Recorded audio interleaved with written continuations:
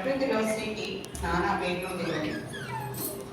అతడంటాడు శిలకి చెక్కితే దేవిని అని, మళ్ళీ అంటాడు అలవి పాడితే పాటవి అని, ఇతడంటాడు బొమ్మవి ప్రాణమైన అమ్మవి అని.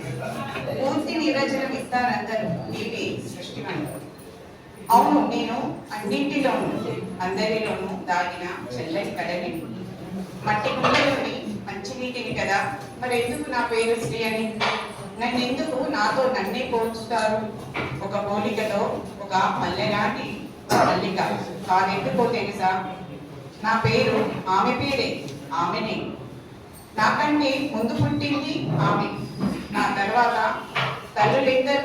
తల్లులెందరిలోనూ కూడా ఆమెనే.